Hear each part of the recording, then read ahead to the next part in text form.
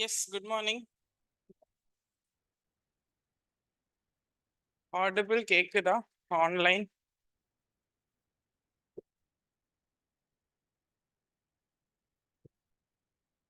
Good morning.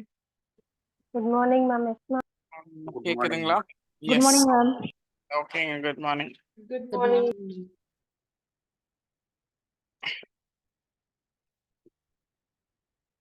Okay, so union executive, union legislative, state executive, state legislative தரோவா எல்லாரும்? ஆமாவா? இப்ப அடுத்தது local self government. We'll start with local self government. Any doubts? Union executive, state executive அதெல்லாம் படிச்சிட்டீங்களா? நான் முடிச்சிட்டேன், நீங்க முடிச்சிட்டீங்களா? அதெல்லாம் நீங்க ஏன் கேக்குறீங்கங்கிறீங்களா?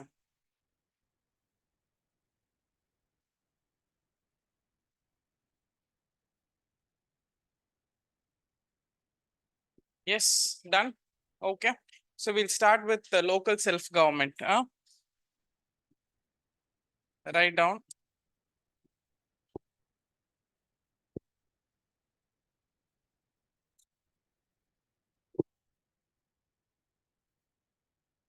Local self-government.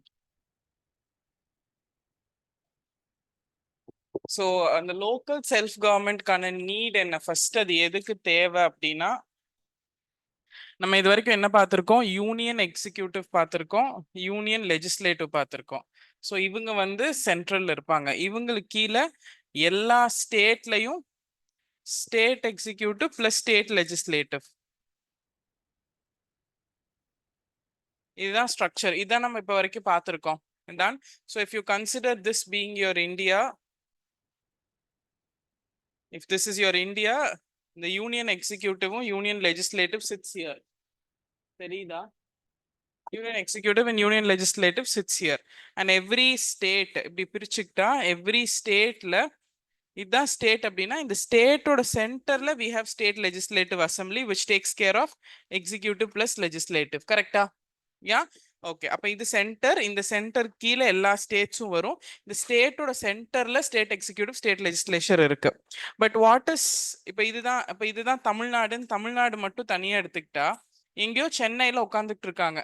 மாநில சட்டமன்றம் இருக்கு, அங்கதான் எல்லாமே நடக்குது சென்னையில இருந்து. நான் வந்து I belong to one small village in Pollachi. Okay, பொள்ளாச்சியில கடைசியில ஒரு குட்டி ஒரு கிராமம் ஆனமலை, அந்த சைடு அந்த மலை அடிவாரத்துல இருக்கிற ஒரு ட்ரைபல் பாப்புலேஷனா இருக்கலாம். எனக்கு சென்னையில நடக்கிற ஒரு விஷயம் வந்து சேருமா? எனக்கு ஒரு ப்ராப்ளம் இருக்கு, நான் போய் டைரக்டா ஸ்டாலினை பார்த்து தான் சொல்லணும் அப்படின்னா அப்ப என் ப்ராப்ளம் தீரணும்னா நான் டைரக்டா சென்னை தான் போகணுமா? எனக்கு வந்து அன்றாட வாழ்க்கைக்கே கஷ்டம் அப்படிங்கிற ஒரு நிலைமையில ஆனமலையில அடிவாரத்துல நான் உட்காந்து ஏதாவது பண்ணிட்டு இருக்கும் போது எனக்கு ஒரு டெமோக்ரஸி மக்களாட்சிங்கிற கான்செப்டே எனக்கு புரியாது இல்லையா? ஸோ அந்த மாதிரி கிராஸ் ரூட் டெமோக்ரஸி. எஸ், எல்லா பக்கம் இருக்கிற கிராஸ் ரூட்னா என்னன்னு தெரியுமா? எஸ், அந்த கிராஸ் ரூட்னா கடைக்கோடியில் இருக்கிறவங்களுக்கும் இந்த டெமோக்ரஸி போய் சேர்றதுக்காக இன்ட்ரடியூஸ் பண்ண கான்செப்ட் தான் லோக்கல் செல்ஃப் கவர்மெண்ட். ஓகே, அப்ப இப்ப என்ன ஆகுது அப்படின்னா state legislative assembly, executive, state legislature தமிழ்நாட்டுல சென்னையில இருந்துகிட்டு இருக்கு. சென்னை இருக்கிற மாநிலம் இல்லாம அந்த மாநிலத்துக்குள்ள நம்ம டிஸ்ட்ரிக்ட்ஸ் பிரிக்கிறோம். மொத்தம் எத்தனை டிஸ்ட்ரிக்டா பிரிச்சிருக்கோம்? 38. S, 38 district. ஒரு டிஸ்ட்ரிக்ட்டுக்குள்ளேயும் வில்லேஜும் அர்பனும் பிரிக்கிறோம். டவுனு வில்லேஜ் இல்லையா? நான் டவுனு நீங்க வில்லேஜ், நீங்க வில்லேஜ் நான் டவுன், நான் வில்லேஜ் நீங்க டவுன் அப்படின்னு நம்ம சொல்லிக்கிறோம்ல. ஸோ ஒரு டிஸ்ட்ரிக்ட். அப்போ ஃபர்ஸ்ட் இது என்ன பண்றோம்? ஸ்டேட்டை இது வரைக்கும் எல்லாத்துக்கும் தெரியும், இதுதான் நம்ம லாஸ்ட் டாபிக்ஸ்ல பார்த்தது. இப்போ இந்த ஸ்டேட் என்ன பண்றோம்? இது மாதிரி 28 ஸ்டேட் இருக்கு. நம்ம தமிழ்நாடு ஸ்டேட் எடுத்துக்கிட்டோம்னா we divide this into first districts. அப்ப டிஸ்ட்ரிக்ட்ஸா 38 டிஸ்ட்ரிக்ட் பிரிக்கிறோம். அப்போ ஒரு மாவட்டத்துக்குள்ளேயும் நிறைய வேறுபாடு இருக்கும். மாவட்டம்னா ஒரே ஸ்ட்ரக்சர்னு சொல்ல முடியாது இல்ல. ஸோ அதுக்குள்ள வில்லேஜ் இருக்கும், டவுன் இருக்கும். ஸோ ரெண்டா பிரிச்சுக்கிறோம் அட்மினிஸ்ட்ரேஷனை. ஒன்னு ரூரல் அட்மினிஸ்ட்ரேஷன், இன்னொன்னு அர்பன் அட்மினிஸ்ட்ரேஷன். கிராமப்புற நிர்வாகம், நகர நிர்வாகம். அந்த ரூரல் அட்மினிஸ்ட்ரேஷனுக்குள்ள கிராமத்தை டிஸ்ட்ரிக்ட் லெவல்ல அட்மினிஸ்டர் பண்ணணும்ல, எல்லா கிராமங்களையும் சேர்த்து ஒரு நிர்வாகம் இருக்கணும்ல, அது டிஸ்ட்ரிக்ட் பஞ்சாயத்து, மாவட்ட பஞ்சாயத்து. அது கீழே யூனியன் பஞ்சாயத்து, அது கீழே வில்லேஜ் பஞ்சாயத்துன்னு மூணா பிரிச்சிடறோம் கிராமங்களை மட்டும் நிர்வாகம் பண்றதுக்கு. அதே மாதிரி நகரங்களை நிர்வாகம் பண்றதுக்கு தான் we have town panchayat. Yes, அப்புறம் முனிசிபாலிட்டி கார்பரேஷன். ஓகே, நீங்க குரூப் 2 பாஸ் பண்ணா எம்சி ஆவீங்கல்ல, முனிசிபல் கமிஷனர். ஏன் இப்ப நம்மளோட one of the student Durga madam ஆனாங்கல்ல, நகராட்சி ஆணையர், முனிசிபல் கமிஷனர். ஏன் அந்த மாதிரி. ஸோ அதெல்லாம் வந்து உங்க முனிசிபாலிட்டி. அது கீழே அதுக்கு மேல கார்பரேஷன். இப்ப கோயம்புத்தூர் கார்பரேஷனோட கமிஷனர் தான் திரு சிவகுரு பிரபாகரன் ஐஏஎஸ் அவர்கள். கரெக்டா? ஸோ கார்பரேஷன் ஹெட் வந்து ஒரு ஐஏஎஸ் ஆஃபீஸரா இருப்பாங்க. குரூப் 2ல வர்றவங்க தான் முனிசிபாலிட்டியோட எக்ஸிக்யூட்டிவ் ஹெட். அதே நான் சொன்ன மாதிரி முனிசிபல் கவுன்சிலர் இருப்பாரு, அவரு பொலிட்டிக்கல் ஹெட். நம்ம நேற்று கேபினெட் செக்ரட்டரி, கேபினெட் மினிஸ்டர் பார்த்தோம்ல, அதே ஸ்ட்ரக்சர் இங்கேயும் இருக்கும். அது கீழே டவுன் பிளானிங், டவுன் பஞ்சாயத்து. புரிஞ்சிருச்சுங்களா? அப்ப இந்த அளவுக்கு ஒரு அட்மினிஸ்ட்ரேஷன், ஒரு நிர்வாக அமைப்பு இருந்தா, இங்க வில்லேஜ் பஞ்சாயத்துன்னு ஒண்ணு இருக்கா? இந்த வில்லேஜ் பஞ்சாயத்து யாரு? அந்த ஆனமலையில ஒரு ட்ரைபா ஒரு கடைசியில உட்காந்துட்டு இருக்கிறவரு டைரக்டா போய் அவங்க வில்லேஜ் பஞ்சாயத்து தலைவரை பார்க்க முடியுமா? ஓகே, என்னால போய் ஸ்டாலினை பார்க்க முடியாது, டெப்டி சீஃப் மினிஸ்டர் பார்க்க முடியாது, கேபினெட் செக்ரட்டரி பார்க்க முடியாது. பட் என் கிராமத்துக்குன்னு ஒரு பஞ்சாயத்து தலைவர் இருக்காரு. என் கிராமம் வார்டா பிரிக்கப்பட்டிருக்கு. என் வார்டுக்கு ஒரு வார்டு மெம்பர் இருப்பாரு. அவர்கிட்ட போய் சொன்னா அவரோட வைஸ் பிரசிடென்ட் கிட்ட பேசுவாரு, பஞ்சாயத்து துணை தலைவர்கிட்ட. அது பஞ்சாயத்து தலைவர்கிட்ட போகும் இல்லையா? அது வழியா மாவட்டத்துக்கு போகும். கரெக்ட். மாவட்டத்துக்கு போனா அங்கிருந்து முக்கியமான விஷயமா இருந்தா மாநிலக்கு போகும். அப்போ ஓரளவுக்கு இங்க வரைக்கும் நம்ம வந்து மக்களாட்சியை கொண்டு வந்துட்டோமா? நான் கிராமத்துல ஒரு ஆனைமலையில ஏதோ ஒரு கிராமம், தேனி, தென்காசி, ஏதோ ஒரு கிராமத்துல குட்டியூண்டு ஒரு இடத்துல நான் உட்காந்துட்டு இருந்தாலும் என்னோட வீடு ஒரு வார்டுக்கு உட்பட்டது. கரெக்டா? அந்த கிராமத்துல அந்த வார்டுக்குள்ள என் வீடு வரும். இப்ப எனக்கு என் வார்டுக்கான ஒரு உறுப்பினர் இருப்பார், வார்டு மெம்பரை நான் தேர்ந்தெடுத்திருப்பேன். அவர் தான் என்னோட டைரக்ட் பர்சன். நான் அந்த வார்டு மெம்பரை ஓட்டு போட்டு தான் தேர்ந்தெடுத்திருப்பேன். அப்ப நான் ஓட்டு போட்டு தேர்ந்தெடுத்தேன் அப்படிங்கும் போது அவர் எனக்கு பொறுப்புடையவர் தானே. இந்த collectively responsible to Lok Sabha concept வந்துருமா? இப்போ எனக்கு அவர் பொறுப்புடையது. எனக்கு என்னோட பைப்ல தண்ணி வரல, எனக்கு ரோடு இல்லை, ஸ்ட்ரீட் லைட் இல்லை, என் குடிசை கீழ் விழுந்துருச்சு அப்படிங்கும் போது நான் போய் ஸ்டாலினை பார்க்க முடியாது. என்னோட வார்டு, என்னோட வீடு எந்த வார்டுக்குள்ள வருதோ அந்த வார்டு உறுப்பினரை நான் போய் பார்ப்பேனா? அந்த வார்டு உறுப்பினர் இன்னொருத்தர் கட்டுப்பட்டவரா? ஒரு துணைத் தலைவர், அந்த வில்லேஜ் பஞ்சாயத்தோட துணைத் தலைவர், வில்லேஜ் பஞ்சாயத்தோட தலைவர், பிரசிடென்ட், அது அப்படியே போயிடுமா மேல? ஸோ இந்த டெமோக்ரஸி கொண்டு வர்றதுக்காக தான் we have this local self government. இப்போ இந்த லோக்கல் செல்ஃப் கவர்மெண்ட் அப்படிங்கிற விஷயம் ஆல்ரெடி இல்லை. கரெக்டா? கான்ஸ்டியூஷன் எழுதும் போது இல்லை. எப்போ கொண்டு வந்தோம்னா 1992ல தான் கொண்டு வந்தோம். கான்ஸ்டிடியூஷன்ல இது வரைக்கும் தான் இருக்கு. இது பார்ட் 5, இது பார்ட் 6. இது ரெண்டோட அரசியலமைப்பு நிறுத்திட்டாங்க. ஏன் இது வேண்டாம் அப்படின்னா மறுபடியும் வந்து மக்களை பின்தள்ளிடுவோம். Okay, it will not be responsible. எல்லாருமே வந்து சேர்ந்து இருக்க மாட்டோம், அங்க கிராமப்புறம் நகரப்புறம்னு பிரிச்சிருவோம்னு சொல்லி இது கான்ஸ்டியூஷன் எழுதும் போது this part was not there. இதை லேட்டர் 1992ல தான் வி பாட் இன்டு பிக்சர். புரிஞ்சிருச்சுங்களா? லோக்கல் செல்ஃப் கவர்மெண்ட்னா என்னன்னு கான்செப்ட் புரிஞ்சிருச்சா? யா, ஸோ இந்த கான்செப்ட் மட்டும் எழுதிக்கோங்க, then we'll get into the topic.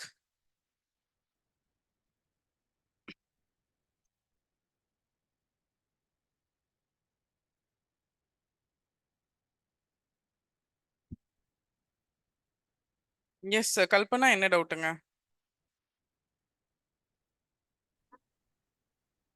State legislative இருக்கு இல்லைங்க மேம்? ஆமாங்க. அதுக்கு முன்னாடி நீங்க பிடிஎஃப் அனுப்பிச்சிருந்தீங்க இல்லைங்க மேம்? அதுல வந்து மணி பில் இன்ட்ரடியூஸ் பண்றது வந்து பார்லிமெண்ட்ல லோக்சபால மட்டும் தானே மேம் பண்ண முடியும்? ஸ்டேட் லெஜிஸ்லேட்டிவ்ல பார்லிமெண்ட் எப்படி வரும்? சாரிங்க மேம், மணி பில் இன்ட்ரடியூஸ் பண்றது சொல்றேன் இல்லைங்க மேம்? அது வந்து அந்த டேப்லர் காலம் கொடுத்ததுல ஆர்டினரி பில்லும் மணி பில்லும் இன்ட்ரடியூஸ் பண்ண டிஃபரன்ஷியேட் பண்றதுல வந்து ஆர்டினரி பில் வந்து நியர்பை 6 months வரைக்கும் போட்டு வச்சிடலாம் அப்படிங்கிற மாதிரி இருந்ததுங்க மேம். மணி பில்லுக்கு மட்டும் 15 months அந்த மாதிரி சொல்லியிருக்கீங்க மேம். டேப்லர் காலத்துல இருக்குங்க. 14 days-ஆ இருக்கும். ஏதோ டைப் எரரா இருக்கும். பாத்தீங்களா? அது செக் பண்றேன். எஸ் மேம், அது 15 monthsனு போட்டிருக்குங்க மேம். அதுதான் 14 days தானே அப்படிங்கிற மாதிரி ஒண்ணு. அப்புறம் இன்னும் மந்த்ஸ் டைப் பண்ணும்போது மந்த்ஸ்ன்னு அங்க டைப் பண்ணதுனால இங்கேயும் மந்த்ஸ்ன்னு டைப் பண்ணிருப்பாங்க. அது டேஸ் உங்களுக்கு தெரியும்ல, அது ஆல்ரெடி நம்ம கிளாஸ்ல டிஸ்கஸ் பண்ணிட்டோம். 14 days தான். வேற ஓகேங்க மேம். அப்புறம் இன்னொன்னு வந்து ஆர்டிகல் நம்பர்ஸ் மட்டும் மாறி இருந்துச்சு. 286 அந்த மாதிரி போட்டிருந்தது. அது நான் கரெக்ட் பண்ணிட்டேங்க. அது மிஸ்டேக்கா தான் இருக்கும். இது மட்டும் தான் டவுட்டா இருந்துச்சு. எந்த இடத்துல இங்க ஆர்டிகல்ஸ் மாறி இருந்துச்சு? அந்த ஒருங்கிணைந்த நிதி, அப்புறம் ஸ்டேட் லெஜிஸ்லேச்சருக்கு ஃபர்ஸ்ட் அவங்க மெட்டீரியலே கொடுத்துருக்க மாட்டாங்களே. ஸ்டேட்ல இல்லைங்க மேம், அதுக்கு முன்னாடி லாஸ்ட் அனுப்பிச்ச பிடிஎஃப் மேம். அது union legislature. Yes ma'am, yes ma'am. Dharani, Dharani, union legislature ordinary bill money பில்ல ஏதோ டைப்போ எரர் இருக்கான், அது மட்டும் செக் பண்ணிக்கோங்க. வேற என்ன கல்பனா சொல்றீங்க? அதுவும் மேம் ஒரே நிமிஷம் மேம். ஆர்டிகிள் வந்து அந்த 266க்கு பதிலா 288ன்னு இருந்துச்சு மேம். எந்த பேஜ்லங்க?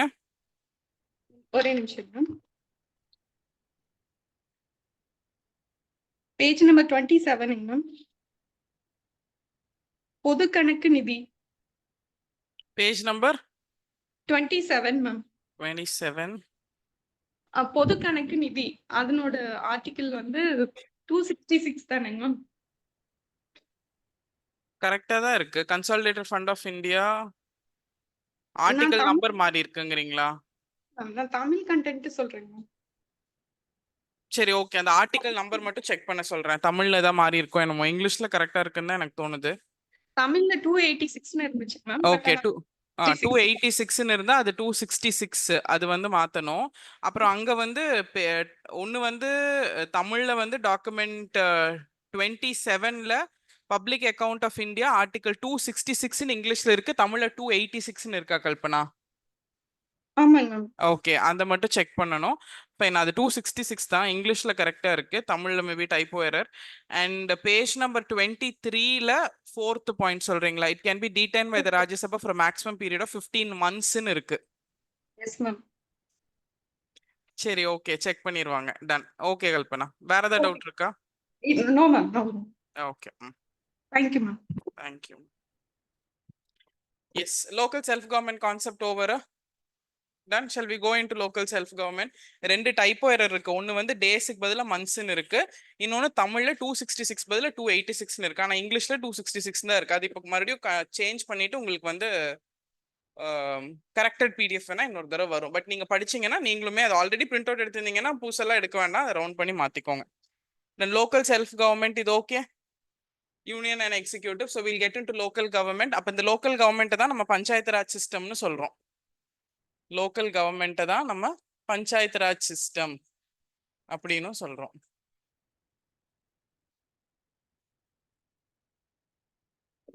Panchayat Raj system, local government. Okay. So next write down need for local self government. Local self கவர்மெண்ட்டுக்கான நீட் என்ன தேவை இருக்கு அப்படின்னா, டீசென்ட்ரலைஸ் பண்ணணும்ல. எல்லாமே சென்ட்ரலைஸ் பண்ணி மத்திய அளவுல மாநில அளவுலயும் வச்சுட்டு இருந்தா கடைக்கோடி மக்களுக்கு போய் சேராது. ஸோ டீசென்ட்ரலைஸ்னா என்ன?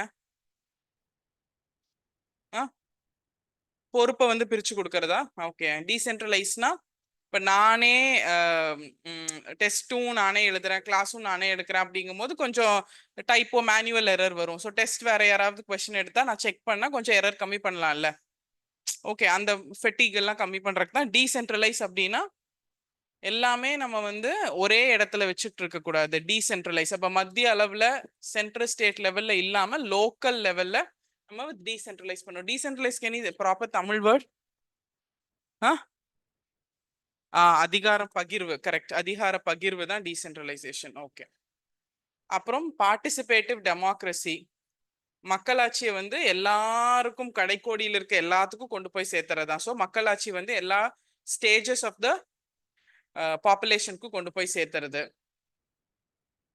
சோஷியோ எக்கனாமிக் டெவலப்மெண்ட், சமுதாயத்திலையும் பொருளாதார அளவுலையும் எல்லா நிலையில இருக்கிற மக்களுக்கும் வளர்ச்சி இருக்கணும். Socio economic development of everybody in India. Local needs satisfy பண்றதுக்காக. லோக்கல் நீட்ஸ், எனக்கு ஒரு தேவை இருக்கும், நான் கோயம்புத்தூர்ல இருக்கேன், பட் ஆனமலையில இருக்க ஒருத்தருக்கு ஒரு தேவை இருக்கணும்ல. இப்போ யோசிச்சு பாருங்க, பொள்ளாச்சி வந்து தனி டிஸ்ட்ரிக்டா இல்ல கோயம்புத்தூரோட சேர்ந்ததா? கோயம்புத்தூரோட சேர்ந்தது. இப்போ எனக்கு ஏதாவது ஒரு தேவை அப்படின்னா இங்கிருந்து 5 minutes அவே கலெக்டரேட், நான் டைரக்டா போய் கலெக்டர் பார்க்க முடியும். பப்ளிக் பாக்குறாரு, அவர் 6 மணில இருந்து நைட் 9 மணி வரைக்கும் தினம் பப்ளிக் பாக்குறாரு. 7 o'clock மேல 8:30 9 ஆனா எவ்வளவு நேரம் ஆனாலும் பப்ளிக் பாக்குறாரு. ஸோ நான் 7:30 போனேன்னா என் வேலையை முடிச்சுட்டு எனக்கு ஏதாவது பிரச்சனையா இருந்தா நான் நேரம் அவரை பார்க்கலாம். பட் எனக்கு வந்து இவ்வளோ எக்ஸ்போஷர் இருக்கு, இதான் கலெக்டர் ஆஃபீஸ்ன்னு தெரியும், இதான் கலெக்டரேட்னு தெரியும். படிக்காத ஒரு வயசான பாட்டி, அந்த பாட்டிக்கு 1000 ரூபாய் பென்ஷன் வரல, யாரை போய் பார்க்க முடியும்? ஆனமலையில உட்காந்துட்டு கோயம்புத்தூர் எங்கேன்னு கூட உங்களுக்கு தெரியாது, கலெக்டர்னா யாருன்னு கூட உங்களுக்கு தெரியாது.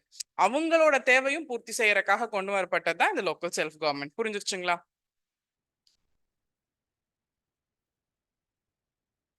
Okay. Next, write down this local self-government.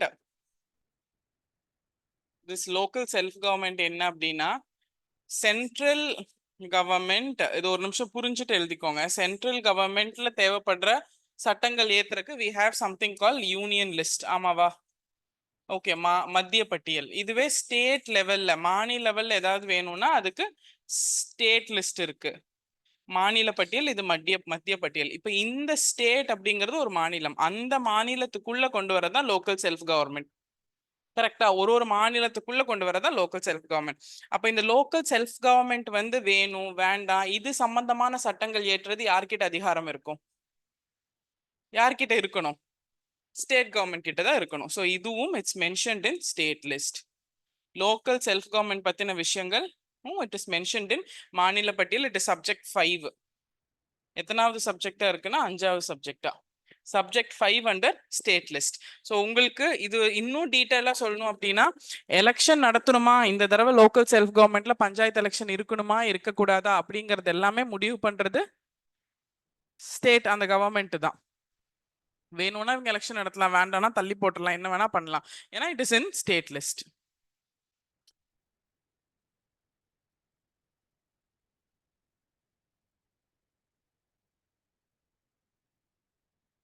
And India மாதிரி ஒரு பரந்த நாடு, வாஸ்ட் கண்ட்ரிக்குள்ள ஒருத்தரோட தேவையும் பூர்த்தி பண்ணணும்னா கண்டிப்பா இந்த லோக்கல் செல்ஃப் கவர்மெண்ட் தேவை. இல்லைன்னா will not be able to satisfy or articulate to the needs of everybody. அது பண்ணவே முடியாது. யா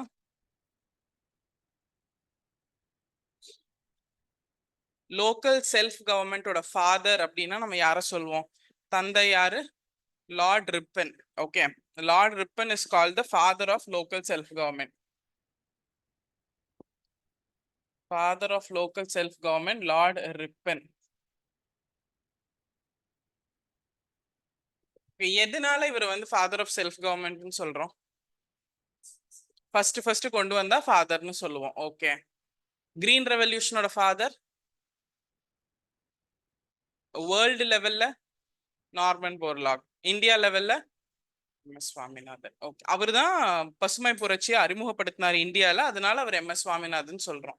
இப்போ அந்த மாதிரி தந்தை அப்படியே இல்ல ஃபாதர் அப்படின்னு சொன்னா அவர் தான் அதை இன்ட்ரடியூஸ் பண்ணாருன்னு அர்த்தம் தானே. பட் லார்ட் ரிப்பன் தான் இதை இன்ட்ரடியூஸ் பண்ணாரானா நோ. இவரை வந்து தந்தை அப்படின்னு நம்ம அழைச்சது 1882ல. ஓகே, 1882 அப்பதான் லோக்கல் செல்ஃப் கவர்மெண்ட்ங்கிற கான்செப்டே இந்தியாக்குள்ள வந்திருந்தா இவர் அறிமுகப்படுத்தி இருந்தாரு, இவர் தான் ஃபாதர்னு சொல்ல முடியும். இதெல்லாம் எப்ப இருந்து இருக்குன்னா சோலாஸ் காலத்துல இருந்து இருக்கு. நமக்கான தலைவரை நம்மளே தேர்ந்தெடுக்கிறதுக்கான ஒரு முறை தானே லோக்கல் செல்ஃப் கவர்மெண்ட். எஸ், அந்த முறை எப்ப இருந்து நடைமுறையில இருக்குன்னா பராந்தக சோழா அப்படிங்கிறவரு சோழா பரம்பரையில பராந்தக சோழா 1 அவர் ஆட்சி பண்ணும் போதே குடவோலை முறை அப்படின்னு ஒரு சிஸ்டம் இருந்துச்சு. அது வந்து உத்திரமேரூர் இன்ஸ்கிரிப்ஷன்ஸ்ல அது எழுதியிருக்காங்க. புரியுதுங்களா? காஞ்சிபுரத்துல உத்திரமேரூர் இன்ஸ்கிரிப்ஷன்ஸ்னா கல்வெட்டு. அந்த உத்திரமேரூர் கல்வெட்டுல பராந்தக சோழா 1 அப்படிங்கிறவர் ஆட்சி பண்ணும் போது அவங்களோட லோக்கல் அரசரை, லோக்கல் தலைவர்களை தேர்ந்தெடுக்கிறதுக்கு ஒரு பாட் வச்சுட்டு அதுல இலையில பேர் எழுதி போட்டு குலுக்கி எடுத்திருக்காங்க. ஸோ குடையோலை முறை அப்படிங்கிறது சோழர்கள் காலத்துல இருந்து பிராக்டிஸ்ல இருக்கு. அப்ப சோழா பீரியட் தானே நம்ம ஃபாதர்னு சொல்லணும். அப்ப இவரை ஏன் தந்தைன்னு சொன்னோம்னா அதை திருப்பி கொண்டு வந்தவர் அவரு. So he revive that concept back, அவ்வளவுதான். இவர் அறிமுகப்படுத்தினவரோ கொண்டு வந்தவரோ எல்லாம் இல்ல, ஹி ரிவைவ்ட் இட், அவ்வளவுதான். ரிவைவ்னா என்ன, திருப்பி கொண்டு வந்தவர். அப்போ இந்த லோக்கல் செல்ஃப் கவர்மெண்ட் நமக்கு வந்து புதுசே இல்லை. ஓகே, எங்கெல்லாம் மென்ஷன் ஆயிருக்குன்னா even it is mentioned in Buddhism Jainism கான்செப்ட்ஸ்ல எல்லாம் மென்ஷன் ஆயிருக்கு. ஓகே,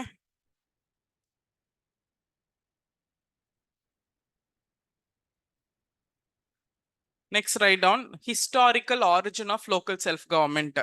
இதோட பேக்ரவுண்ட் என்ன, எப்படி இவால்வ் ஆகி வந்துச்சு, இதோட பின்னணி என்ன அப்படின்னா, எங்கெல்லாம் லோக்கல் செல்ஃப் கவர்மெண்ட் இருந்ததுக்கான சாட்சி இருக்கு அப்படின்னா லோக்கல் செல்ஃப் கவர்மெண்டோட ட்ரேசஸ் நம்ம புத்திஸ்ட் ஜெயின் லிட்ரேச்சர்ல இருக்கு. புத்திசம் ஜெயினிசம்லாம் எப்போ நடந்துச்சு? ஐவிசி ஃபர்ஸ்ட், சிந்து சமவெளி நாகரிகம். அதுக்கப்புறம் ஆரியன்ஸ் உள்ள வந்தாங்க. ஆரியன்ஸ் உள்ள வந்து வேதாஸ் அறிமுகப்படுத்தினாங்க. வேதாஸ் இன்ட்ரடியூஸ் ஆனோன்னு 4 வேதா வந்துச்சு. யதுர்வேதா, சாமவேதா, அதர்வ வேதா, வேற என்ன வேதா, ரிக் வேதா. இந்த 4 வேதாவும் ரொம்ப கன்ஃபியூசிங்கா இருக்கு மக்களுக்குன்னு ஒரு லோக்கலா ஒரு என்ன சொல்றது ஹெட்ரோடாக்ஸா கொண்டு வந்த ஒரு விஷயம் தான் புத்திசம் ஜெயினிசம். ஆமாவா இல்லையா? எஸ். வேதாங்கிறது என்ன லாங்குவேஜ்ல இருக்கும்? சன்ஸ்கிருத் லாங்குவேஜ்ல. Sanskrit common, not a common language amidst common people இல்லையா? அப்ப வேதங்கள் ஃபாலோ பண்ணி எல்லாமே சாஸ்திர சம்பிரதாயத்தைப்படி நடக்கிறவங்க நம்ம என்ன சொல்லுவோம்? ஆர்த்தடாக்ஸ் பீப்புள்னு சொல்லுவோமா? ஆர்த்தடாக்ஸ்ன்னு சொல்லுவோமா? வெரி ஆர்த்தடாக்ஸ் அப்படின்னா அந்த சாஸ்திரம் சம்பிரதாயம் எல்லாமே ஃபாலோ பண்றவங்க. பஞ்சாங்கத்தை பார்த்து நல்ல நேரம் குறிச்சு தான் பண்ணுவாங்க அப்படின்னா ஆர்த்தடாக்ஸ்ன்னு சொல்லுவோம்.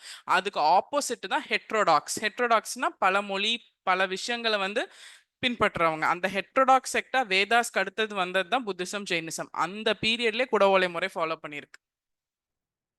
ஓகே, நமக்கு வந்து ரிப்பன் கொண்டு வரல, நம்ம தான் கொண்டு வரல. 1992ல இது வந்து இந்தியாவோட பார்ட் அண்ட் பார்சலா இருந்த ஒரு விஷயம். ஸோ லோக்கல் செல்ஃப் கவர்மெண்டோட ஹிஸ்டரி ட்ரேசஸ் நீங்க பாத்தீங்கன்னா it is found in Buddhist and Jain literature. Jain Buddhist லிட்ரேச்சர்லாம் பிராகிருத் மொழியில இல்ல பாலி மொழியில எழுதப்பட்டது. சமஸ்கிருதம் நமக்கு புரியாது. ஸோ அப்ப இருந்த லோக்கல் லாங்குவேஜ் வந்து பாலி பிராகிருத். அந்த மொழிகள்ல எழுதப்பட்ட அவங்களோட இலக்கணம் இலக்கிய நூல்கள்ல இந்த மாதிரி விஷயங்கள் இருக்கு. ஸோ எவ்வளோ பரசுங்க IVC sometime around 3300 BC to 1915 BC. கரெக்டா? அதுக்கப்புறம் வேதாஸ். கரெக்டா? 400 600 அந்த டைம்ல தான் we had BC-ல தான் we had Buddhist Jainism. அந்த டைம்லயே ஜெயின் லிட்ரேச்சர் இருந்திருக்கு. I mean Jain literature Buddhist லிட்ரேச்சர்ல லோக்கல் செல்ஃப் கவர்மெண்ட் பத்தி பேசியிருக்கோம். புரிஞ்சிருச்சா எவ்வளோ பழசுன்னு? Historical origin of local self கவர்மெண்ட்லாம் யூபிஎஸ்சியோட ஃபேவரட் கொஸ்டின். லோக்கல் செல்ஃப் கவர்மெண்ட்டை வந்து டீடைல்டாக கொஸ்டின்ல வைப்பாங்க எப்போவுமே மெயின்ஸ்ல ஏதாவது ஒரு பேப்பர்ல பாலிட்டியில இல்லை பொலிட்டிக்கல் சயின்ஸ் பேப்பர்ல ஏன்னா பொலிட்டிக்கல் தியரி பேப்பர் ஏதாவது ஒரு பேப்பர்ல இருக்கும். ஸோ அந்த மாதிரி. ஸோ இதோட ஹிஸ்டரின்னு found in Buddhist and Jain literature.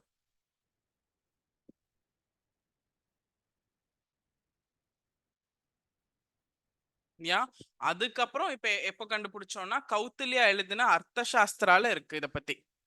Okay, Kautilya யார் பீரியடு?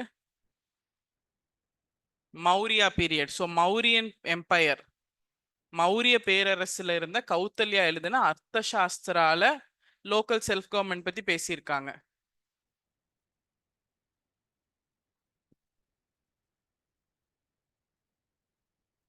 ஏன் கௌத்தல்யாவோட இன்னொரு பேரு சாணக்கியா. கௌத்தல்யா சாணக்கியா எழுதின அர்த்த சாஸ்திரா. அதுக்கப்புறம் தான் வந்தது உத்திரமேரூர் இன்ஸ்கிரிப்ஷன், உத்திரமேரூர் கல்வெட்டு. உத்திரமேரூர் இன்ஸ்கிரிப்ஷன்ஸ்ல பராந்தக சோழா 1 அவரும் லோக்கல் செல்ஃப் கவர்மெண்ட் மட்டும் இருந்ததாவும் அதெல்லாம் அந்த கல்வெட்டுல இருக்கு.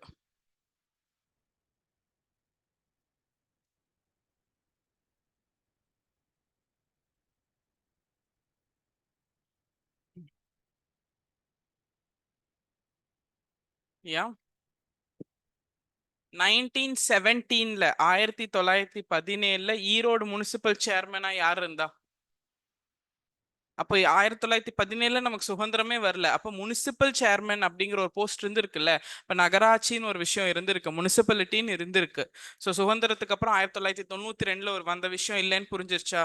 எஸ், 1917ல ஈரோடு முனிசிபாலிட்டியோட சேர்மனா யார் இருந்தா? பெரியார் இருந்தார். அப்ப வந்து தனித்தனி வீடுகளுக்கு பைப்டு வாட்டர் கனெக்ஷனே கொண்டு போயிருக்காரு முனிசிபாலிட்டி மூலியமா. ஓகே, அது ஒரு எவிடன்ஸ் ஹிஸ்டரியில நமக்கு தெரிஞ்ச ஹிஸ்டரி வரைக்கும் இருக்கு. So write down 1917 Erode municipal chairman,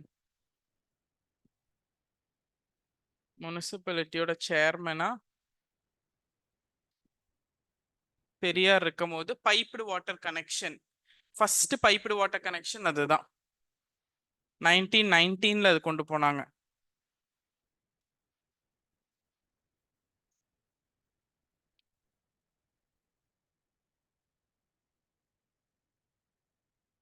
first piped water connection in 1919. Okay, 1947 அப்போ ஃப்ரீடம், 1947 அப்போ ஃப்ரீடம் பத்தி பேசும்போது 1947 ஃப்ரீடம் பத்தி பேசும்போது இது வந்து கொண்டு வந்துடலாம் அப்படின்னு இதுக்கு ப்ளூ பிரிண்ட் வரைக்கும் போட்டாங்க. ஓகே, ஸ்டேட்டும் சென்ட்ரலும் மட்டும்தான் இருக்கு. கான்ஸ்டியூஷன்லேயே லோக்கல் செல்ஃப் கவர்மெண்ட் கொண்டு வரக்காக ப்ளூ பிரிண்ட் வரைக்கும் போட்டாங்க. ப்ளூ பிரிண்ட் கொடுத்தது வந்து ஸ்ரீமன் நாராயண். ஓகே, பட் அது அந்த டைம்ல கொண்டு வரல. 1947ல லோக்கல் செல்ஃப் கவர்மெண்ட்கான ப்ளூ பிரிண்ட் கொடுத்து கான்ஸ்டியூஷன்ல ஆட் பண்றதுக்கு சொன்னது காந்தியோட follower Shriman Narayan.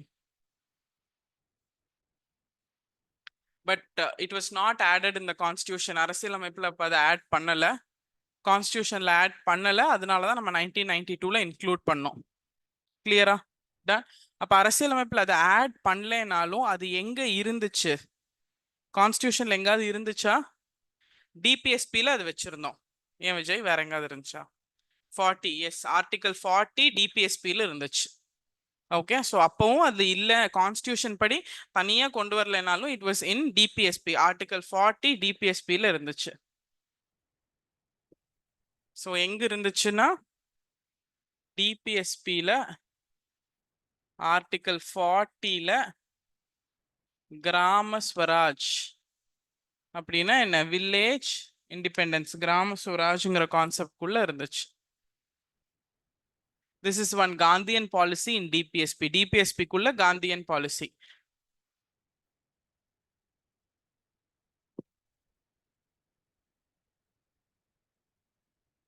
Gandhian policy under DPSP.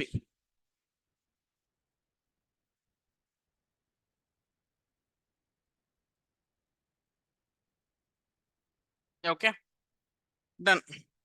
So critically இது அனலைஸ் பண்ணி பார்த்தா, ஓகே, கிரிட்டிக்கலி அனலைஸ் அப்படின்னா கூர்ந்து ஆய்வு பண்ணா, கிரிட்டிக்கலி அனலைஸ் பண்ணா காந்தி டிபிஎஸ்பியில காந்தியன் பாலிசி கீழே கிராம ஸ்வராஜ் பத்தி பேசியிருக்காரு. ஓகேவா? Absolutely okay. காந்தியன் பாலிசி, கிராமங்கள்ல சுதந்திரம் இருக்கணும், அவங்களோட தலைவர் அவங்க தேர்ந்தெடுக்கணும் அப்படிங்கிற காந்தியன் பாலிசியில இந்த டிபிஎஸ்பியில இருக்கு. அப்படி டிபிஎஸ்பியில வச்சவங்க, டிபிஎஸ்பினா என்ன? கம்பல்ஷன் கிடையாது, இல்ல வேணும்னா அந்த ஸ்டேட் கவர்மெண்ட் ஃபாலோ பண்ணலாம், வேணானா விட்டுறலாம்.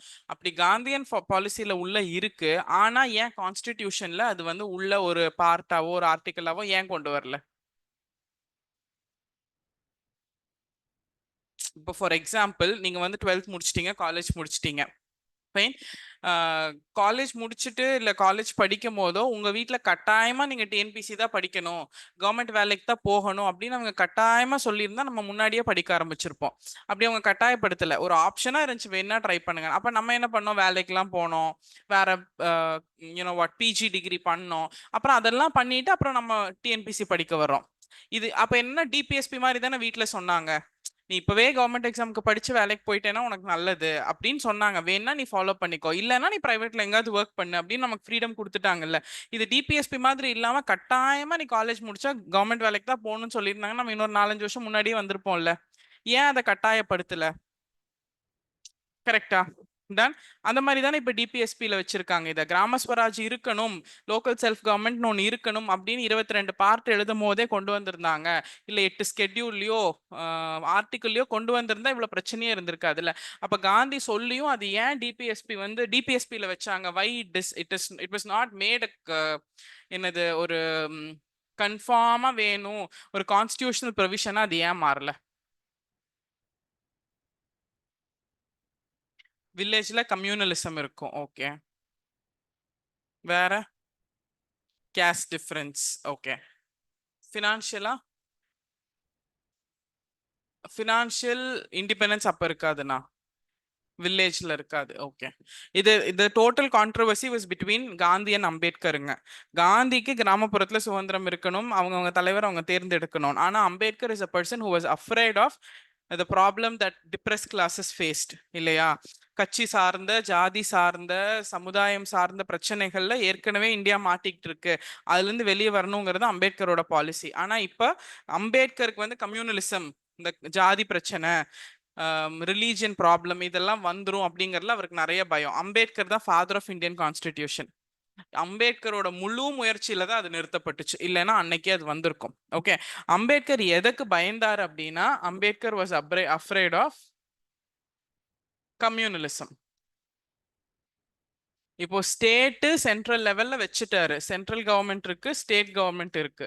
இந்த இடத்துல வந்து மாநில அளவுல ஏகப்பட்ட கட்சிகள் வரும், ஏகப்பட்ட ஜாதி இருக்கும். அப்போ ஒரு அளவுக்கு நியாயப்படி நேர்மைப்படி ஒரு அரசியல் கட்சி ஒரு பதவி அப்படிங்கிற ஒரு விஷயம் கொண்டு வந்துட முடியும். இதுவே கிராமப்புறம் அப்படின்னா தாழ்த்தப்பட்டவங்களை வந்து பதவி கூட மாட்டாங்க.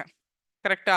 இன்னைக்குமே வந்து ஒரு எஸ்சி எஸ்டி கம்யூனிட்டியை சேர்ந்தவங்க அந்த டிஸ்ட்ரிக்ட் பஞ்சாயத்து தலைவர் அப்படின்னா மற்ற மக்களுக்கு வந்து போய் கேட்கறக்கே அவங்களுக்கு வந்து உடன்பாடு இருக்கிறது இல்ல. 2024ல எஸ்சி எஸ்டி ரிசர்வேஷன் கொடுத்ததுக்கு அப்புறமும் சில வார்டு வந்து கம்ப்ளீட்டா பெண்கள் வார்டு இல்ல தலித் வார்டு தாழ்த்தப்பட்டவங்களுக்கான வார்டுன்னு அறிவிச்சதுக்கு அப்புறமும் நம்ம வார்டுல வந்து ஒரு எஸ்சி எஸ்டி கம்யூனிட்டியை சேர்ந்தவங்க ஒரு தலைவரா இருந்தா எல்லாருமே பேக்வேர்டுங்கிறத மறந்துடுறாங்க. பிசியும் பேக்வேர்டு தான், எம்பிசியும் பேக்வேர்டு தான்.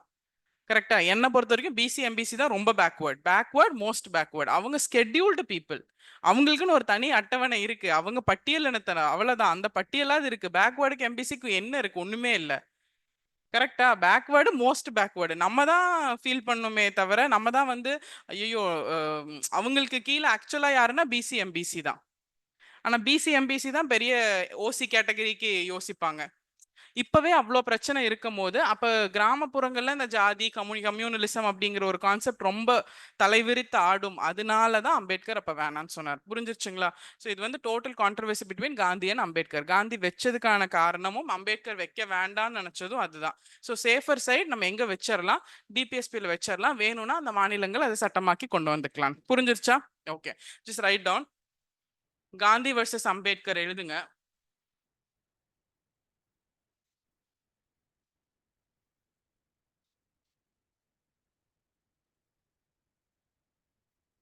Gandhi supported village self government. கிராமப்புறங்கள்ல செல்ஃப் கவர்மெண்ட் அவங்களே அவங்கள ஆட்சி பண்றத வந்து கிராம ஸ்வராஜ் அப்படிங்கிற கான்செப்ட் குள்ள காந்தி ப்ரமோட் பண்ணாரு. கரெக்டா? Gandhi promoted Gram Swaraj or self government in village. கிராமப்புறங்கள்ல ஸ்வராஜ்யம் அப்படிங்கிற கான்செப்டை காந்தி ப்ரமோட் பண்ணாரு. ஆனா Ambedkar was afraid of caste cruelty. அப்படின்னா இந்த ஜாதி சார்ந்த கொடுமைகளை நினைச்சு அவர் பயந்தார். ஏன்னா கிராமப்புறத்துல படிப்பு கம்மியா இருக்கும், எக்ஸ்போஷர் கம்மியா இருக்கும். ஸோ இந்த மாதிரி கிராம ஸ்வராஜன் அங்க ஒரு தலைவரை தேர்ந்தெடுக்கணும்னா அப்போ மைனாரிட்டிஸை இன்னும் பின்தள்ளுவாங்க. மைனாரிட்டிஸ்னா சிறுபான்மையினர். அந்த கிராமத்துல யாரு சிறுபான்மையினரோ அவங்கள ரெப்ரசென்ட் பண்ண மாட்டாங்க. கரெக்டா? சில கிராமத்துல மெஜாரிட்டி ஒருத்தரா இருப்பாங்க, மைனாரிட்டி ஒருத்தரா இருப்பாங்க. அப்ப மைனாரிட்டிஸை கார்னர் பண்ணுவாங்க. ஸோ சிறுபான்மையினரோட நலன் கருதி அம்பேத்கர் வந்து அது வேண்டான்னு சொல்லிட்டார். எஸ். ஸோ அம்பேத்கரை பொறுத்த வரைக்கும் கிராமங்கள் அப்படிங்கிறது கம்யூனலிசமும் காஸ்டிசமும் நிறைய இருந்த ஒரு இடம். எக்ஸ்போஷர் படிப்பு அதெல்லாம் கம்மியா இருந்த ஒரு இடம். காஸ்டிசமும் கம்யூனலிசமும் நிறைய இருந்துச்சு. கல்வி வளர்ச்சி முன்னேற்றம் அதெல்லாம் கம்மியா இருந்துச்சு. ஸோ அந்த இடத்துல கொண்டு போய் நம்ம வந்து மக்களாட்சின்னு ஒரு கான்செப்ட் வந்தோம்னா பிரச்சனை ஆயிரும் அப்படிங்கிறது அம்பேத்கரோட கான்செப்ட்.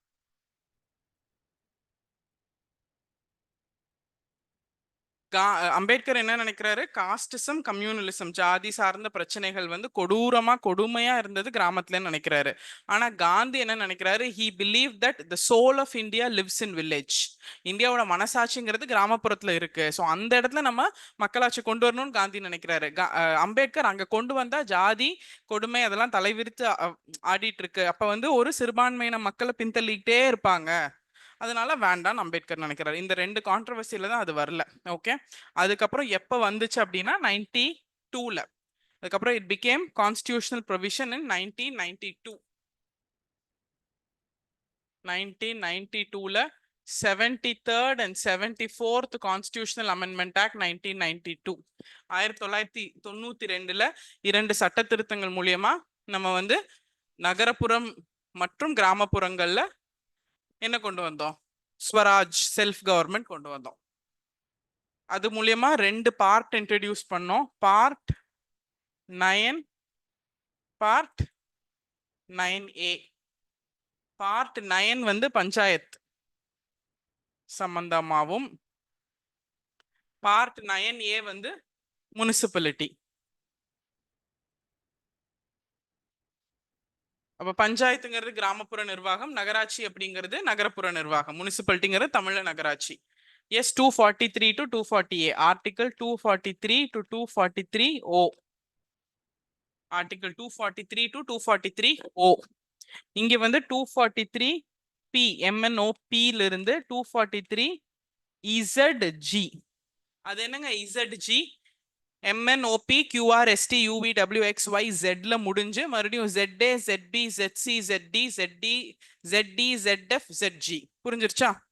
அது வரைக்கும் ஆர்டிகல்ஸ் எனாக்ட் பண்ணோம்.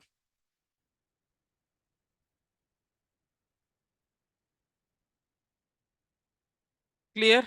எனி டவுட்ஸ் இது வரைக்கும்?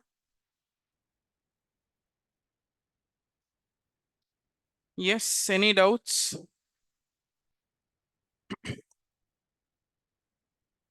என்னங்க? 2 ஷெட்யூல் ஆட் பண்ணாங்க. 11 and 12 ஷெட்யூலும் ஆட் பண்ணாங்க.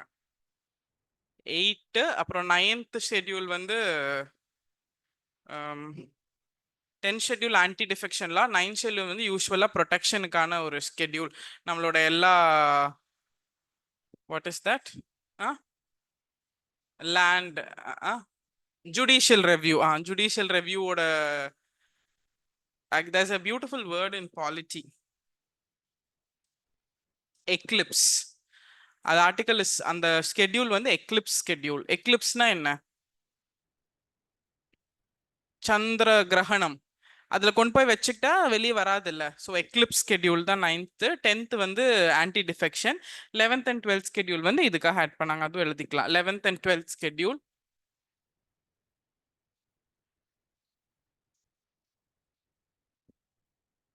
Okay fine. இப்போ வந்து நெக்ஸ்ட் ஹெட்டிங். இந்த 1992ல 73வது 74வது சட்ட திருத்தம் படி இதை கொண்டு போலாம் உள்ளுக்குள்ள அரசியலமைப்புக்குள்ள அப்படிங்கறத முடிவு பண்ணியிருப்பாங்கல்ல.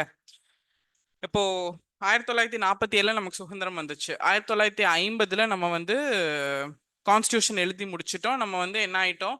ரிப்பப்ளிக் ஆயிட்டோம். ரிப்பப்ளிக்னா குடியரசு ஆயிட்டோம். ஃபைன். இருந்தாலும் 1956 தான் மாநில மறுசீரமைப்பு சட்டம், ஸ்டேட் ரீஆர்கனைசேஷன் ஆக்ட் படி மாநிலங்கள் பிரிச்சோம். ஏன்னா 1950 நம்ம குடியரசு ஆயிட்டோம்ல, டக்குன்னு பிரிச்சிருக்க வேண்டியதானே. ஏன் பிரிக்கல? எப்படி பிரிக்கிறதுன்னு தெரியல. எந்த வகையில அதை அதை டெவலப் பண்ணி கொண்டு போறது, இந்தியாவை எப்படி பிரிக்கிறது, எப்படி எல்லாத்துக்கும் நல்லது பண்றதுன்னு தெரியல. அதனால இட் டுக் 6 years. அந்த டைம்ல என்ன போட்டோம்? கமிட்டி போட்டோமா? எஸ், எஸ்கேதார், ஜேவிபி, ஃபசில் அலி, அது நடுவில் பொட்டி போட்டாரு, பொட்டி ஸ்ரீராமுலு வேற மண்டையை போட்டாரு. அதெல்லாம் நடந்துதான் we got the final shape. அப்போ அதே மாதிரி இந்த 1992ல அமெண்ட்மெண்ட் வரக்கு முன்னாடி இந்த கிராமப்புற கிராமப்புறத்துல லோக்கல் கவர்மெண்ட்டுக்கு என்ன பண்ணணும்னு யோசிச்சிருப்பாங்கல்ல. ஸோ இந்த 1992க்கான evolution story. Okay, similar to understanding. என்னன்னா, ஒரு விஷயம் பண்றதுக்கு முன்னாடி எல்லா ஆங்கிளையும் யோசிப்பாங்க. சில விஷயம் பண்ணியிருப்பாங்க, அது ஒர்க் அவுட் ஆகலைங்கும் போது சரி அரசியலமைப்பு சார்ந்தே கொண்டு போனா மட்டும்தான் அது பெர்மனண்டா இருக்குங்கிறத முடிவு பண்ணியிருப்பாங்க. கரெக்டா? Yeah. Next write down history of 1992 amendment. Heading என்னன்னா 1992ல இந்த சட்ட திருத்தம் வந்ததுக்கான ஹிஸ்டரி என்ன அப்படின்னு.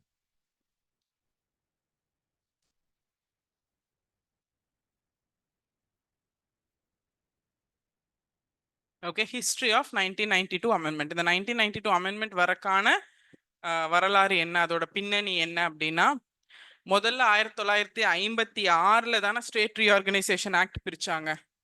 1956 படி ஸ்டேட் ரீஆர்கனைசேஷன் ஆக்ட், மாநில மறுசீரமைப்பு சட்டம். ஸ்டேட் ரீஆர்கனைசேஷன் ஆக்ட் பிரிச்சதுக்கு அப்புறம் 14 ஸ்டேட்ஸ் அண்ட் 6 யூடி பிரிஞ்சிருச்சு. கரெக்டா? டன். இந்த 6 யூடி டைரக்ட் யார் control? Central government control. So இதை அப்படியே விட்டுட்டாங்க. ஃபைன். இந்த ஸ்டேட்ஸ்ல மட்டும்தான் சென்ட்ரல் கவர்மெண்ட் கீழே ஸ்டேட்ஸ்ல ஸ்டேட் கவர்மெண்ட். கரெக்ட்? அப்ப இந்த ஸ்டேட்டுக்குள்ள இருக்கிற கிராமங்கள், நகரங்கள், டவுன், சிட்டி, இதை நிர்வாகம் பண்றதுக்கு இதையும் ஏதாவது பண்ணணும்னு அப்பவே யோசிச்சிருப்பாங்களா? எஸ், மாநிலங்களா பிரிச்சுட்டு எக்ஸ்கியூஸ் மீ, அப்பவே கிராமங்கள் பிரிச்சிட்டோம், மாநிலங்கள் பிரிச்சிட்டோம். அந்த மாநிலத்தில் இருக்க கிராமங்களையும் நகரங்களையும் எப்படி நிர்வாகம் பண்றது அப்பவே யோசிச்சிருப்பாங்களா? அப்பதான் ஒரு இது கொண்டு வந்தாங்க. அது பேர் great charter on Panchayat Raj. Panchayat Raj படி சார்ட்டர்னா என்ன, கிரேட் சார்ட்டர்னா என்ன? நம்ம சார்ட்டர் ஆக்ட் எல்லாம் படிச்சிருக்கோம்ல, சார்ட்டர் ஆக்ட், கவுன்சில் ஆக்ட். அப்போ கிரேட் சார்ட்டர்னா ஒரு பேப்பர் மாதிரி, ஒரு ஜியோ மாதிரி, ஒரு சட்டம் மாதிரி. பஞ்சாயத்து ராஜ், பஞ்சாயத்தை எப்படி நிர்வாகம் பண்றதுன்னு 1957 ஒரு விஷயம் கொண்டு வராங்க.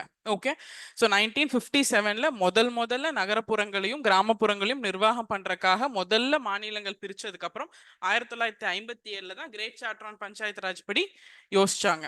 அதுக்கப்புறம் அதுக்கு முன்னாடி எதுவுமே இல்லையா அப்படின்னா 2 இருந்துச்சுங்க. அது பேரு கம்யூனிட்டி டெவலப்மெண்ட் ப்ரோக்ராம். இப்போ மாநிலத்துக்குள்ள இருக்கிற சின்ன சின்ன சமுதாயம் கம்யூனிட்டியில வளர்க்கணும்ல, கம்யூனிட்டி ப்ரோக்ராம், டெவலப்மெண்ட் ப்ரோக்ராம். இதுக்கு முன்னாடி இருந்தது நான் சொல்றேன், community development program.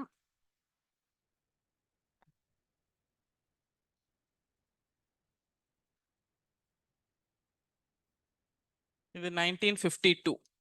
You remember in schools, நம்ம ஸ்கூல்ல படிக்கும் போதெல்லாம் when like an example சொல்றேன், when I was in my school, பழைய கதை தான், அட்ஜஸ்ட் பண்ணிக்கோங்க. when I was in my school we had one club called philanthropist club.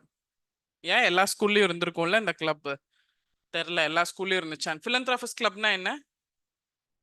philanthropyனா socially being active, charity, டொனேஷன்லாம் பண்றதுக்கான கிளப். எங்க ஸ்கூல்ல நிறைய கிளப் இருக்கும். எங்க ஸ்கூலோட ஃபர்ஸ்ட் ஃப்ளோர் ஃபுல்லா கிளப் தான். Reading club, music club, art club, அப்புறம் sports club, gardening club, plant club, என்னென்னமோ கிளப் வச்சிருந்தாங்க. ஆனா இந்த philanthropy கிளப் மட்டும்தான் வருஷத்துல ஒரு தடவை வேலை செஞ்சா போதும். பாக்கி எல்லா கிளப்ல வார வாரம் வேலை இருக்கும். ரீடிங் கிளப்னா வாரம் ஒரு புக்கு படிக்கணும். ஓகே, லைப்ரரியில் இவ்வளோ புக் எடுத்திருக்கோன்னு நம்ம கணக்கு காமிக்கணும். நாவல் படிச்சிருக்கணும், காமிக் படிச்சிருக்கணும், ஸ்டோரி படிச்சிருக்கணும், ஃபிக்ஷன் படிச்சிருக்கணும், என்னென்னமோ கதையெல்லாம் ரூல்ஸ் எல்லாம் வச்சிருப்பாங்க. அது ரொம்ப கஷ்டமா இருக்கும். அப்புறம் கார்டன் கிளப்னா ரொட்டேஷன்ல தண்ணி ஊற்றி இருக்கணும், ஒரு செடி வளர்த்தி இருக்கணும், நம்ம தான் அந்த செடியோட ஃபுல் பொறுப்புல ஒரு பிளான்ட்டை வளர்த்தணும்.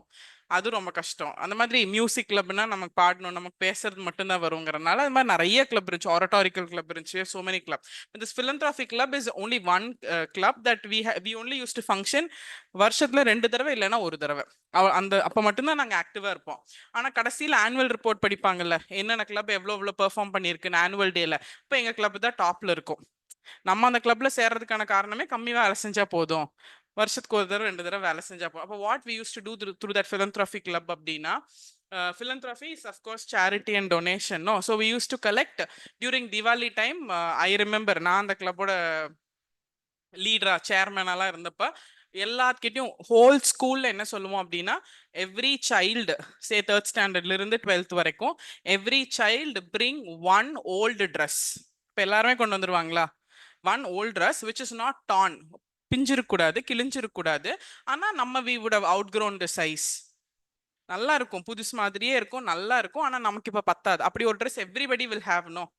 ஒரு கிளாஸ்க்கு 30 பேர் இருந்தா 3rd ஸ்டாண்டர்ட்ல இருந்து 12th ஸ்டாண்டர்ட்னா யோசிச்சு பாருங்க, ஒரு 300 பேர் இருப்பாங்களா? அப்ப we used to collect 300 dresses. everybody will bring 1 dress. அதெல்லாம் வீட்ல கொடுத்துட்டுருவாங்கல்ல, நமக்கே தெரியும் இந்த ட்ரெஸ் அப்படின்னு நம்மளே போய் எடுத்துட்டு வந்துடும். we used to collect 1 dress and what we used to do is we used to go to quiet villages. கொஞ்சம் சிட்டில ஸ்கூல் இருந்ததுனால கொஞ்சம் தள்ளி போய் ஒரு ஏரியா வில்லேஜஸ்ல போய் இந்த ashram, orphanage home, old age home, children's home இதெல்லாம் போவே மாட்டோம். ஏன்னா எங்களுக்கு அப்பவே தெரியும் அதெல்லாம் வந்து நாட் ப்ராப்பர்லி ஃபங்க்ஷனிங். அதெல்லாம் பேருக்கு நடத்திட்டு இருந்துச்சு. நிறைய என்ன வரும், ஃபாரின் ஃபண்ட் எல்லாம் வரும் அப்படிங்கிற அறிவு இருந்ததுனால கொஞ்சம் கிராமப்புறங்களில் வெளியே போனால் நிறைய பேர் டென்ட் போட்டெல்லாம் இருப்பாங்க. குட்டி குட்டி குழந்தைஸ் வச்சிருப்பாங்க. இந்த நார்த்ல இருந்து வந்து சர்க்கஸ்க்காக டென்ட் போட்டிருப்பாங்க, ஏதாவது விற்கிற டென்ட் போட்டிருப்பாங்க.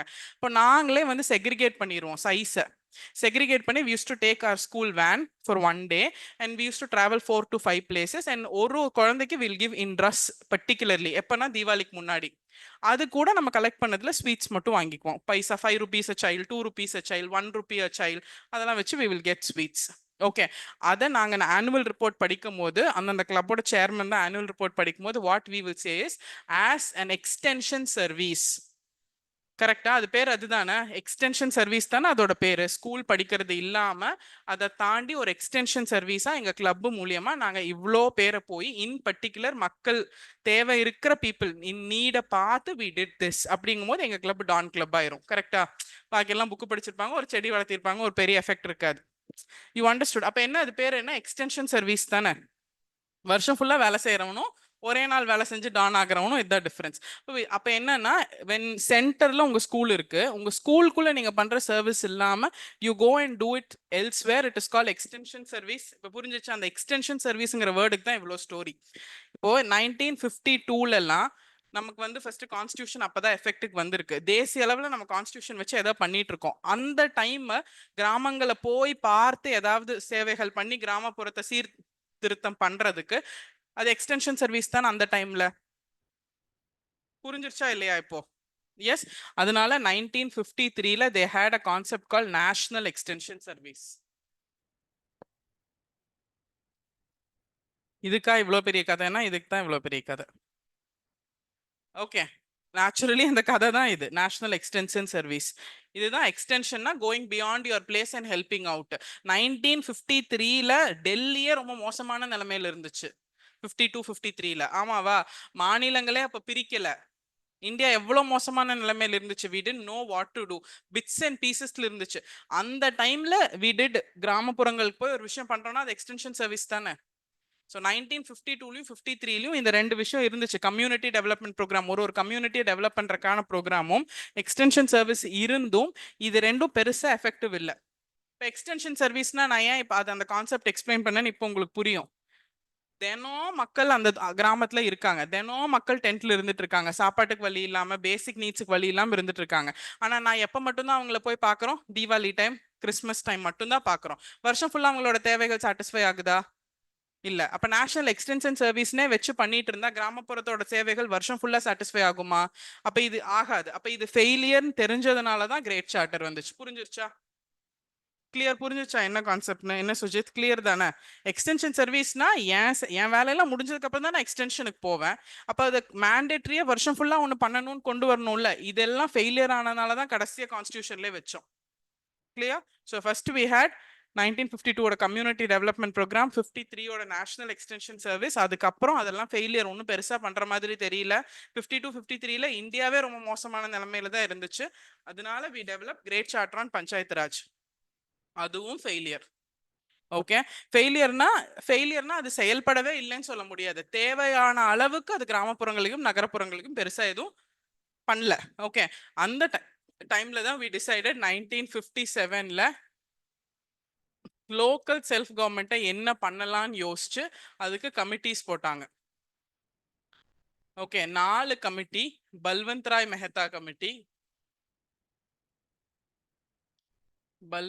மெஹ்தா கமிட்டி, அப்புறம் அசோக் மெஹ்தா, ஜிவிகி ராவ், அசோக் மெஹ்தா. இது 1, இது 2, 3rd GVK Rao and 4th LM Singhvi committee. Finally LM Singhvi committee தான் சொன்னாங்க, நீங்க இப்படி பண்ணிக்கிட்டே இருந்தீங்கன்னா வேலையே நடக்காது. அரசியலமைப்புல கொண்டு போய் மேண்டேட்ரியா அப்படின்னு பண்ணாதான் நடக்கும். அதனாலதான் இப்ப சில ஸ்கூல் என்ன பண்ணிடுறாங்க, ஒரு கிராமத்தை தத்தெடுத்துடுறாங்க. அப்பப்போ philanthropy கிளப் மாதிரி அப்படின்னா போன தீபாவளிக்கு depends on the chairman, depends on the leaders இல்லையா. வேணா பண்ணுவாங்க, வேண்டாம்னா அவ்வளோ தூரம் யார் பண்றது, லோக்கலாக ஏதாவது பண்ணிட்டு பேரை காமிச்சிட்டு போயிடுவாங்க. ஸோ அதனாலதான் இப்போ வந்து ஒரு கிராமத்தையே தத்தெடுத்து அதை டெவலப் பண்ணும் அப்படிலாம் நிறைய பண்றாங்கல்ல. ஸோ கம்பல்சரி ஆக்கணும்னு LM சிங்வி கமிட்டியோட ரெக்கமெண்டேஷன் படி தான் கான்ஸ்டியூஷனல் அது ப்ரொவிஷனா மாத்தணும்னு சொன்னதுக்கு அப்புறம் we had 1992 constitutional amendment act. புரிஞ்சிருச்சா? Done? Yes, clear?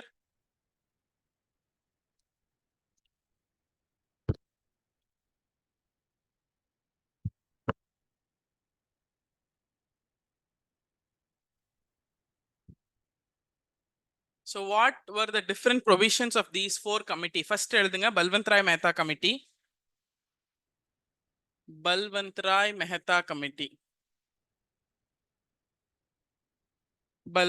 Mehta committee formed in 1957.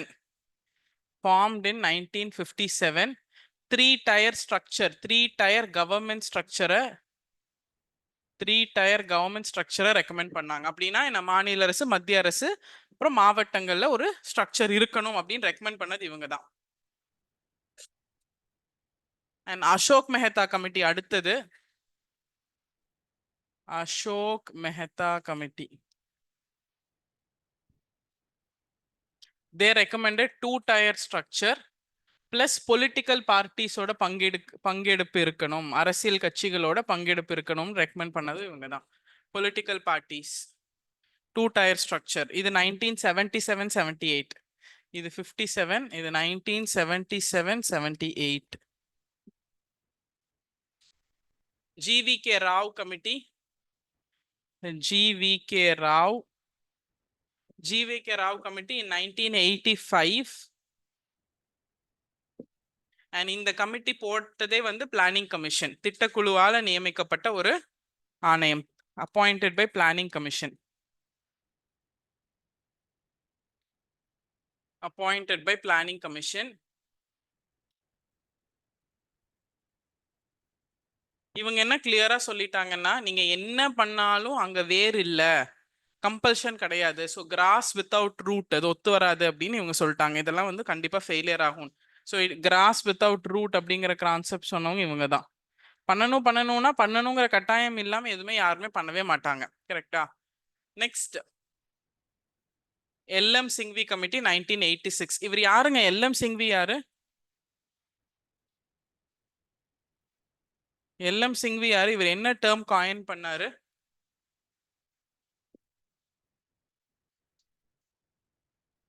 என்ன Abhishek?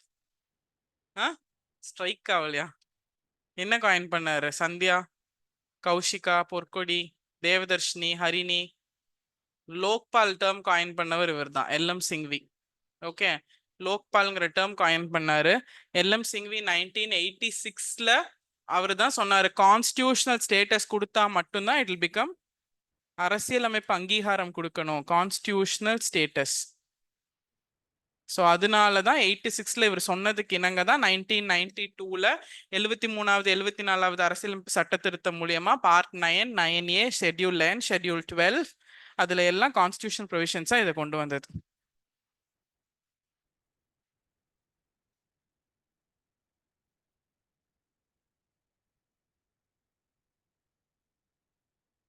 Clear?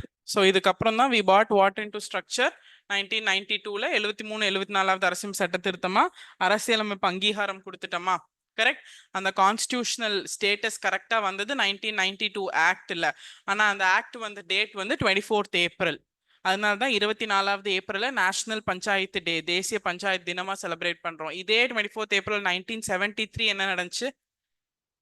கேசவானந்த் Bharati verdict. So LM Singhvi status படி 1992 73rd and 74th 73 panchayat, 74 municipality, 24th April இது டிசைட் பண்ணோம். இதுதான் நேஷனல் பஞ்சாயத்து டே.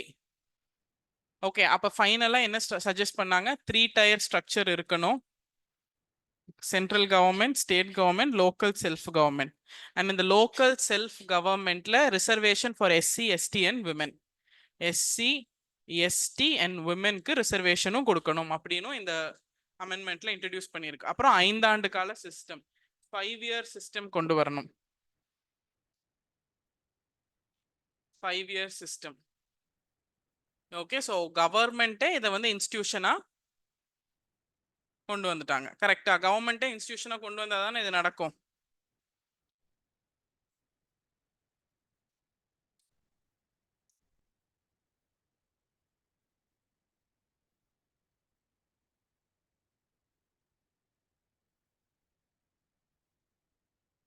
ஸோ இந்த பஞ்சாயத்து சிஸ்டம் அப்படிங்கிறது எந்த பட்டியலுக்குள்ள இருக்கு? ஸ்டேட் பட்டியலா, சென்ட்ரல் பட்டியலா?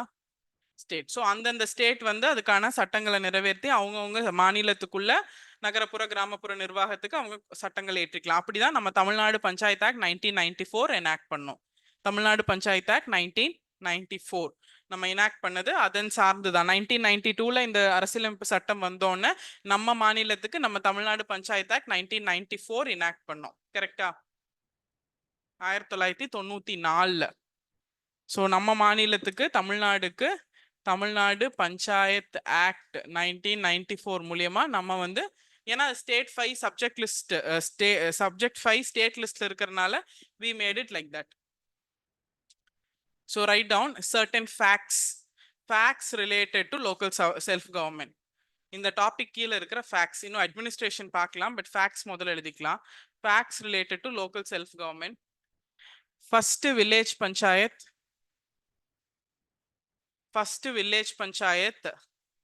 ராஜஸ்தான்ல வந்தது 1959. ஃபர்ஸ்ட் கிராமப்புற நிர்வாகம் வில்லேஜ் பஞ்சாயத் அப்படின்னு இந்தியாவில் வந்தது 1959ல ராஜஸ்தான்ல. அந்த பர்டிகுலர் ஏரியா பேர் நகாவுர், NAGAUR, நகாவுர். அதுக்கப்புறம் அதே வருஷம் ஆந்திரால செகண்ட், மாசம் வேற, பட் ஃபர்ஸ்ட் வந்தது ராஜஸ்தான், செகண்ட் வந்து ஆந்திரா.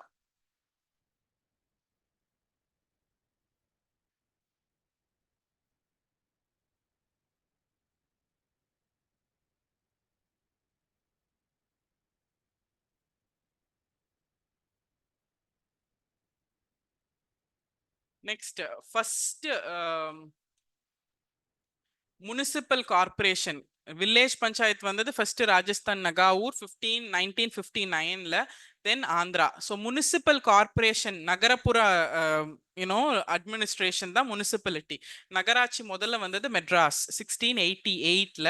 அதுக்கப்புறம் பாம்பே, கல்கட்டா. மெட்ராஸ் பிரசிடென்சி, பாம்பே பிரசிடென்சி, கல்கட்டா பிரசிடென்சிலாம் ஞாபகம் இருக்கா? எஸ். ஸோ மெட்ராஸ் கார்பரேஷன் தான் first municipal corporation. Madras 1688.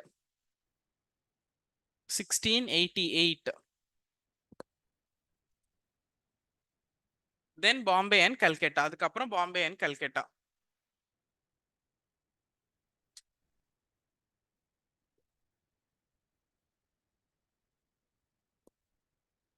Okay. Next oldest local body in India. இந்தியாவிலே எது பழமையான லோக்கல் பாடி, லோக்கல் அட்மினிஸ்ட்ரேஷன் நிர்வாகம் அமைப்பு எதுனா Chennai. Oldest local body in India Chennai. Oldest local body in India Chennai 1688ல. ஃபர்ஸ்ட் முனிசிபாலிட்டி எதுங்க in Tamil Nadu? First municipality in Tamil Nadu Walajapet. Vellore டிஸ்ட்ரிக்ட்ல வாலஜாபேட் தான் ஃபர்ஸ்ட் முனிசிபாலிட்டி இன் தமிழ்நாடு. தமிழ்நாட்டில் ஃபர்ஸ்ட் முனிசிபாலிட்டி வந்து வாலஜாபேட், வேலூர் டிஸ்ட்ரிக்ட். ஓகே. நிறைய முனிசிபாலிட்டிஸ் இருக்கிற டிஸ்ட்ரிக்ட் எது தமிழ்நாட்டில்? Kanchipuram. Maximum number of districts இருக்கிறது தமிழ்நாட்டில் மேக்சிமம் நம்பர் ஆஃப் முனிசிபாலிட்டிஸ் இருக்கிற டிஸ்ட்ரிக்ட் தமிழ்நாட்டில் காஞ்சிபுரம். அதிக நகராட்சிகள் இருக்கிற மாவட்டம் எது தமிழ்நாட்டில்னா காஞ்சிபுரம். இங்க நடுவில் கொஞ்சம் பக்கத்தை காணும், கிழிச்சிட்டிங்களா, சாப்பிட்டீங்களா? ஃபர்ஸ்ட் காஞ்சிபுரம் டிஸ்ட்ரிக்ட் தான் மோஸ்ட் நம்பர் ஆஃப் முனிசிபாலிட்டிஸ். முதல்ல இந்தியால டவுன் பஞ்சாயத்து இன்ட்ரடியூஸ் பண்ண மாநிலம் எது? Tamil Nadu. First town panchayat introduce பண்ண மாநிலம் Tamil Nadu. First town panchayat introduce பண்ண மாநிலம் தமிழ்நாடு.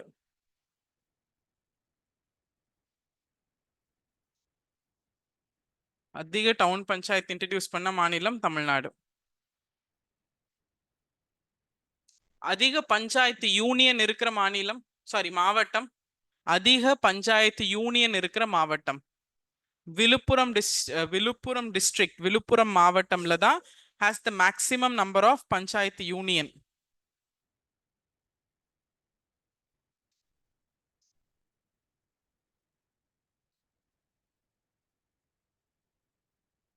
Okay, clear. லோக்கல் பாடிஸ்ல எத்தனை % ரிசர்வேஷனுங்க விமனுக்கு?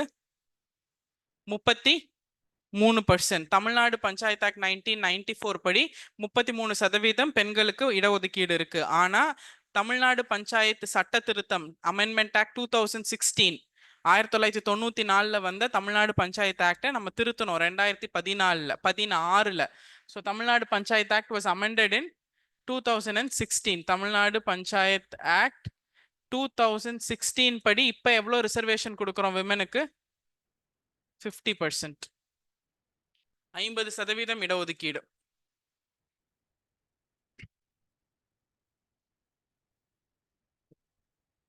கிளியர்? யா, ஓகே. நெக்ஸ்ட், இப்போ உங்களுக்கு என்ன தெரிஞ்சிருச்சு? சென்ட்ரல் கவர்மெண்ட் இது எழுதிட்டீங்களா?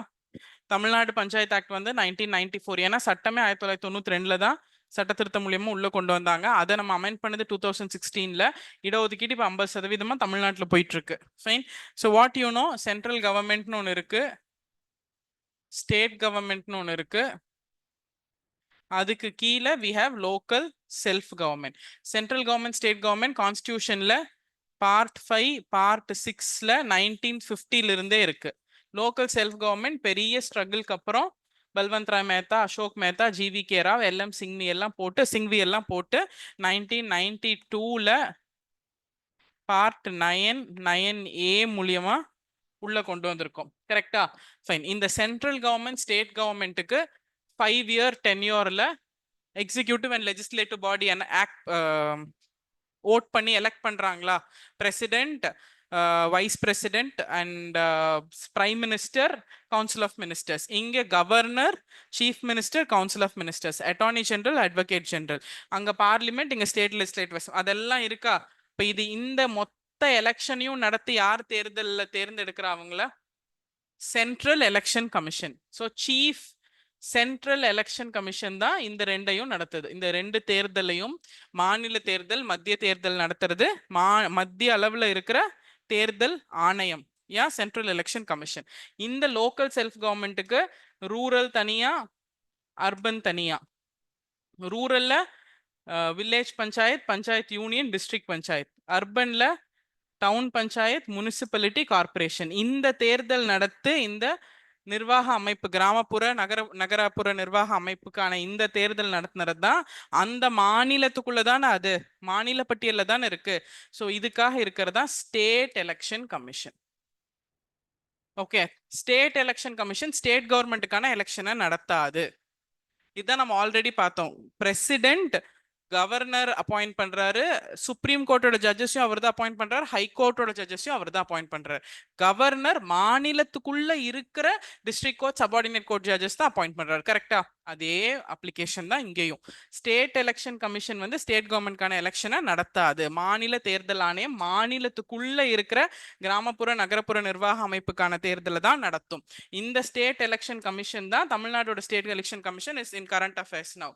Madam Archana Patnaik is appointed as the first women state chief election commissioner. Okay, அவங்க கோயம்புத்தூர் டிஸ்ட்ரிக்டோட கலெக்டரா இருந்தாங்க, தெரியுமா?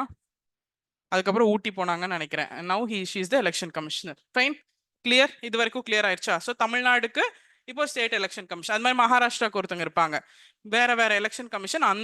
அந்த மாநிலத்தோட நகரப்புற கிராமப்புற நிர்வாகத்துக்கான தேர்தலை நடத்தி இந்த 3 இடத்தையும் ஃபில் பண்ணும்.